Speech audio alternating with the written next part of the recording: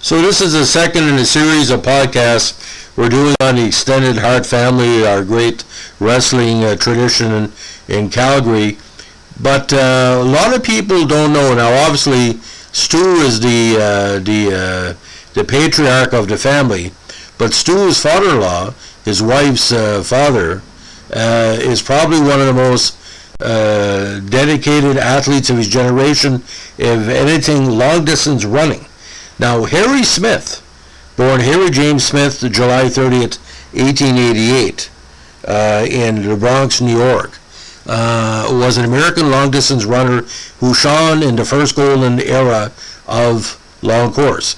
He was most notable for competing in the 1912 Olympics in Stockholm, and he's also the father of Hart wrestling family matriarch Helen Hart, and her father-in-law of Stu Hart, which Stu, of course, he can't write the engineer. Now, he was born in the Bronx, New York, and was of Irish descent. Smith came from a relatively well-off family and had a brother named Frank. Both of them suffered from bipolar disorder. His athletic career interest began when he was a child. At the age of 12, Smith was playing craps with some friends in an alley when a police officer spotted them and ran after them, attempting to arrest them for illegal gambling. The man caught all of them except Smith. Another day, when the officer found Smith, the officer advised him to pursue competitive running. He competed in marathon for the U.S. at the 1912 Summer Olympics, finishing in 17th place. At this event, he shared rooms with Jim Thorpe on the way to the Olympics.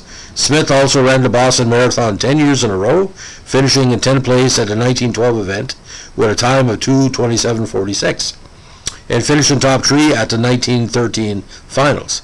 He also participated in at least 3 Run for the Diamonds events, coming in 3rd place in both 1911 and 1913. He came first and won in 1912. Smith was the U.S. outdoor track and field champion in the 10,000 meters in 1912, a victory he shared with Haynes Kolaiman. Later in 1912, Smith won a race called Union Settlement Road Race and was given a gold medal award handed him by Congressman Amos Pinshaw. He won the Coney Island Derby race in 1913. Now, Smith refrained from competing in the fall of 1914 due to sore feet. While in training, Smith had a diet that had him consume little water and instead ate a lot of vegetables. He was of the belief that a marathon runner should never look behind himself, as this throws one off one's timing while running. He made an exception to this, however, when he once encountered Canadian marathoner Tom Longboat while in the race and exchanged a glance with him. This later became a story he would tell his 5 daughters. Smith was a member and captain of the Pastime Athletic Club, and supposedly Smith was an early underground sports agent. After his athletic career ended, he became a sports columnist for the New York Tribune. Now, he was married to a Greek woman named Elizabeth Poulos. Ellie's parents were from town of Mishalongo, Atolia, Akamania. She was born on Ellis Island while her parents were in quarantine and waiting to be granted entry to the United States. Ellie was a dancer and artist in her younger years. Harry and Ellie were the parents of 5 girls, of course Helen, Diana, Patricia, Patsy, Elizabeth, called Betty, and Joni. Now, sometime in the 1930s, he was the victim of a hit-and-run accident which left him a permanent injury on one of his legs, and he was bedridden for a long time and walked with a limp for the rest of his life. Now, this left the family in financial troubles. He and his wife helped raise their daughter, Helen Hart's oldest son, Smith, when she and her husband, Stu, suffered an automobile accident while she was pregnant with her second child, Bruce. His daughter, Diana, also married Jock Olsner, descendant of Sir William Olsner, and his daughter, Patsy, married a man called Jack Force, who was the great-great-grandnephew of Nathan Bedford Force. Now, his granddaughter, Diane Hart, dedicated the 4-chapter Roots in her book Under the Mat to discussing Smith's life.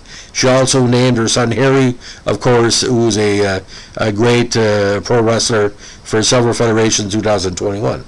And Harry is a former WWE Tag Team Champion, like his father was, Davey Boy. Now, aspects of his career can be best described as consistent.